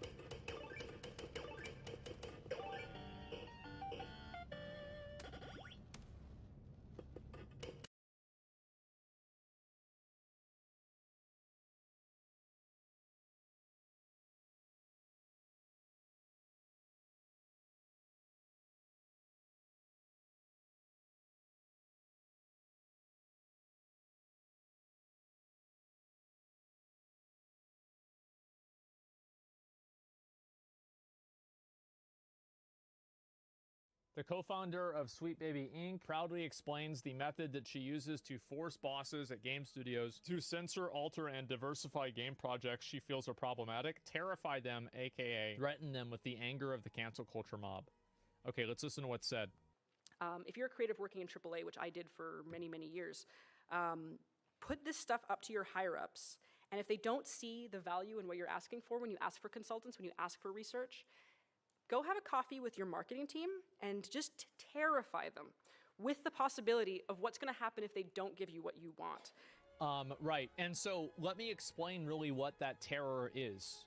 5 tweets that go viral, and then nobody actually cares after that. And I'll give some examples for that. So number 1, Final Fantasy 16 was criticized tremendously because it didn't have representation of different races, and the game was massively successful. Another good example is Hogwarts Legacy. Like, based off of the feedback and the information that was online, probably was like half the game killing gay people. I mean, it has to be, right? But whenever you play the game, you know that's not the case. And on top of that, it was the best-selling game last year. It sold like 20 million copies. So if they're trying to terrify these media and these marketing teams, cancel culture mobs and people getting angry on Twitter don't mean anything.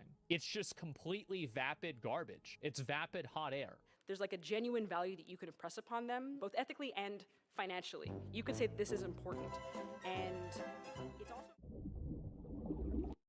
I don't know if it's just me, but so far 2024 has felt like the year of the survival game, honestly. With titles like Palworld and Enshrouded releasing to great success. I mean, Palworld peaked at like over 2 million concurrent players, which put it in second place of all time, just behind PUBG. And Enshrouded, while a much smaller game in comparison, capping out at 160,000 concurrent, I'll just say I personally enjoyed that game a whole lot more, thanks to it feeling like a good old-fashioned RPG adventure on top of the survival elements. And then, of course, there was Sons of the Forest, which after a year of updates and improvements left early access into full release and seems to be trucking along nicely. And we also saw Nightingale release into early access, although unfortunately that one didn't quite land as well as I had hoped. Let's see if they can turn that ship around in the coming years. So yeah, we're only a couple months into the year, and already fans of the survival genre have a lot on their plate.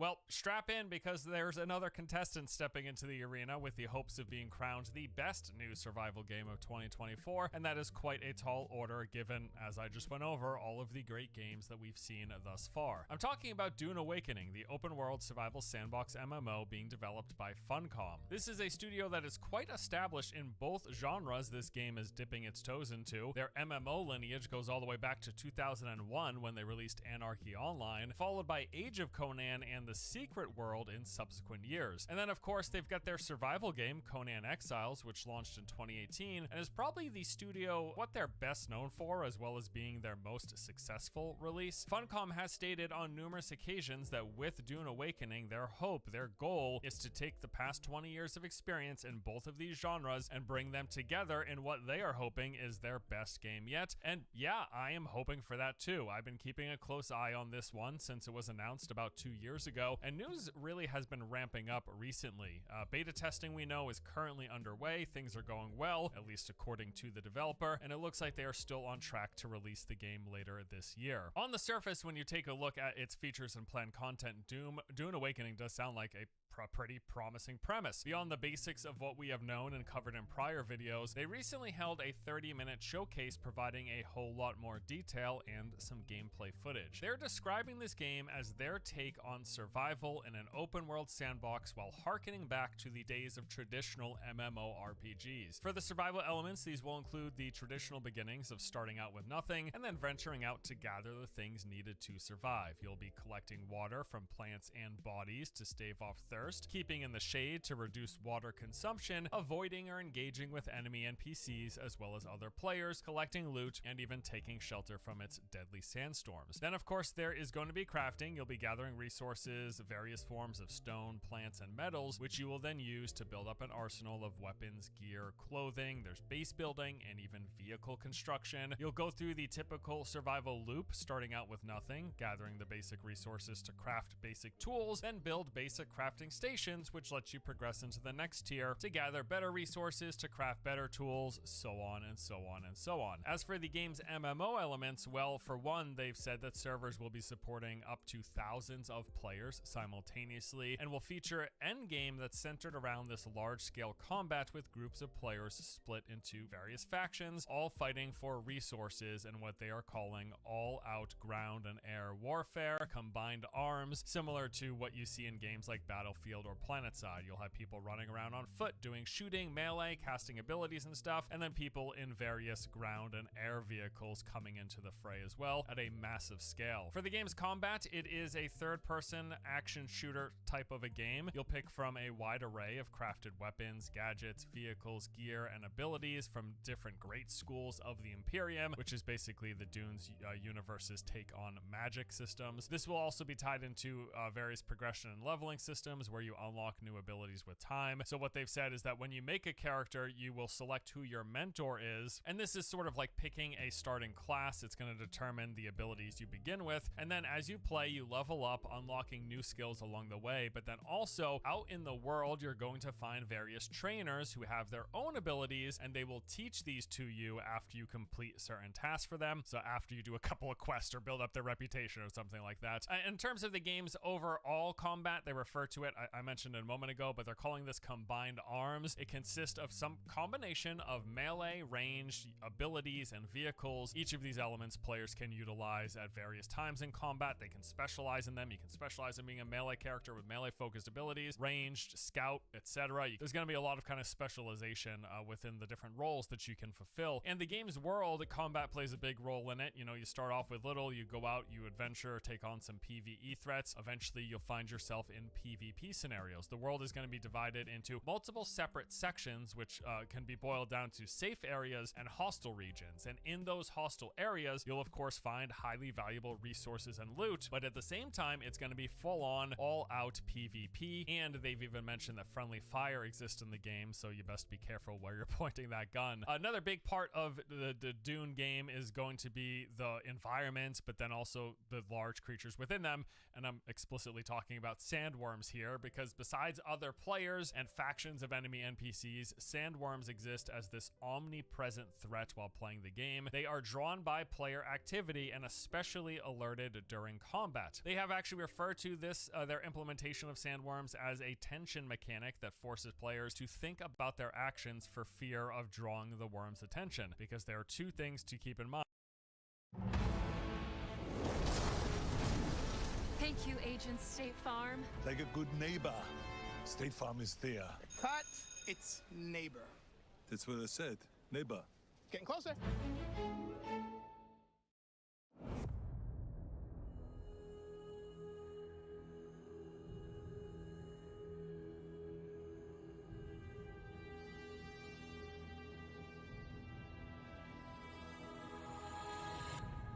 Just the right amount of spice.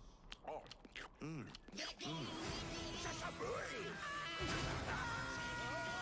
shouldn't have eaten all those dumplings! Who designed a tavern on a cliff? Kung Fu Panda 4 with PG. Number one, you can't kill sandworms no matter what you do, no matter what weapons you have. They ain't dying. The only thing that you can really do is try to avoid them. So they're going to be smaller sandworms, which will be drawn to and chase down individual players or small groups of players, but then also the giant ringmouth sandworms that show up at large events like faction battles and wars that take place over spice, which is the game's highly coveted resource used for a lot of the various progression and crafting systems. These ones are said to be so large that they will be in fact swallowing entire buildings. I'm curious how that's going to be implemented in the game, but it sounds like a cool premise. And then you can also use distracting techniques, like you can call in thumpers, which will direct a sandworm, either drawing it away from somewhere you want to be, or maybe you place a thumper down by other players where you want the sandworm to go and mess up their day. There's going to be a kind of a lot of play here with the environment and calling the sandworms to and away from you. You can also use vehicles to avoid or escape the sandworms, like ornithopters have you flying in in the air. That's obviously a great way to avoid them. Or if you have a sand bike, you can use that to run away when you know that a sandworm is incoming. And then the sands themselves are going to be changing the environment and the play space. So apparently there's going to be specific areas of the game subject to the shifting sands feature, where once a week, acting like a weekly reset, these sandstorms will roll in, completely changing the environment and the landscape in these regions. They can wipe out player outposts, cover up and reveal brand new points of interest, highly valuable resource locations, various spots for loot, all sorts of potential here. This is actually a really interesting sounding system, and I like that they have this thematic way to provide these dynamic areas where every week new points of interest will show up, old ones will go away, player constructed buildings within these areas will potentially get swallowed up, although do keep in mind there is safety regions of the world, so there are safe areas where you can build a base, but then you can essentially build a base out in the wild to more easily ferry your goods or whatever, or provide shelter while you're out exploring. But you have to realize that those will not be permanent structures, because the incoming shifting sands and even the sandworms could at some point get rid of them. Speaking of base building, there will of course be base building in this game. In fact, the developer said that they took the systems used in their other survival game, Conan Exiles, and have that as the base foundation for the crafting and building, but they have further improved and added upon it. So it's going to be a template style of building. You're not placing down like individual tiles, but rather taking these templates and putting down a floor chunk, a wall chunk, roofs, stairs, all of the usual fare. You can then also construct various forms of refining stations, crafting stations, and production facilities. There's going to have co-op building in the game, and this will be facilitated through these holograms that let your allies see and contribute to a construction. So for example, if you place down a workbench, that might require some combination of stone and metal. You and other players can then fill those requirements. Once they're full, the bench is complete and constructed. You can also, as you're building a base, you can create blueprints, which you can then either gift to your friends or even sell to other players on the game's in-game exchange, basically like an auction house. And as I mentioned, there will be different types of base building. You will have these permanent base structures that you can build in safe locations, but there will also be more on-the-go structures that you build while out exploring the dunes of Arrakis. They've even mentioned how you can have base defense, like by generating a personal shield just for your base to help protect it from sandstorms and enemy players as well. The game's going to feature plenty of co-op as well. You can group up and explore with others. They have an in-game ping system to let you point stuff out. I really like that this has been more widely implemented in games without having to use VoIP, being able to communicate with people in your party without having to chat, without having to type it out. It's just a really nice feature. I'm glad they're including it. And they also really try to emphasize the fact that while playing as a group, you can fill different roles, and this is going to apply in a variety of contexts. So this applies in like the exploration and combat context, where depending on the abilities that you're using, you can be more offensive, more defensive, and more support. But this also applies more widely to how you play the game, with you able to fill different roles that are beyond combat or beyond just gathering resources and doing the general survival loop. And I'll touch on that in a little bit. They also say they have a journey system and a system of contracts, which basically just sound like variations of questing, of different tasks that you can complete for various resources, experience, reputation gain. And they have mentioned that they are going to make sure to try to fulfill various types of content for both small groups, individual players, and then large-scale guild-focused activities and content. Politics are going to play a big role as well, as the game's overarching goal. The big thing that's focused here is this ongoing war between two factions, and at some point in progression, you as a player will pick which side, which faction you want to fight for, and then you're going to partake in missions for that faction, working your way up the ranks with the opportunity to take a position of power for the most dedicated players. That sounds like a high warlord grind or something like that. You're just going to be grinding up the ranks for reputation, and there are going to be some top spots, although they have not yet clarified from what I've saw what that unlocks access to, other than maybe a title. Maybe there's more, but we just don't know. I just don't know as of yet. And then also they spent part of this presentation just talking a bit about the game's visuals. I gotta say, looks a lot better than what we saw in the early days. It definitely seems like through development they have progressed quite a bit on the visual front. They spoke a bit about some of the technical advantages that Unreal Engine 5 gives them to try to make the game look really good. A lot of the same stuff that you hear pretty much from any developer using Unreal Engine 5, but they just recapped by saying, hey, Lumen is here to create natural looking lighting. This looks especially great in indoors and even in player crafted buildings. And then of course Nanite, which breaks down high quality assets into lower poly versions based on player distance, rather than all the extra work the developers used to have to do to create these level of detail models, making different versions of all the game's assets depending on how far away the player was to them. So great features, great tech in UE5, lets devs make games that look good. From what we're seeing in this most recent showcase, yeah, I think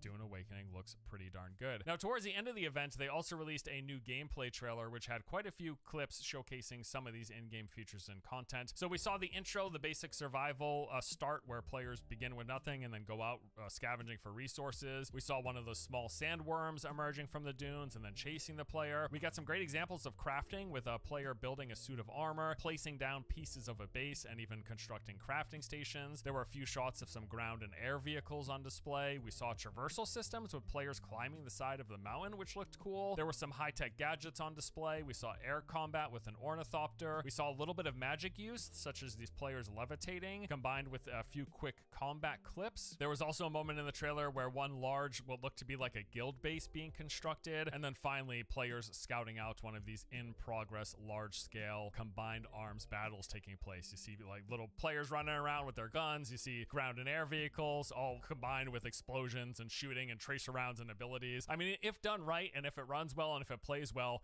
that's a really cool, the idea of getting like a Battlefield or a PlanetSide inside of a survival sandbox MMO sounds great if they can actually deliver on the tech, on having gameplay that feels good and making sure it doesn't run like total garbage. If they can do that, that sounds really good. Most notably from the trailer, it did feature what looked to be a close representation of the Dune film's main actor, but not close enough for them to have to pay any of the likeness rights.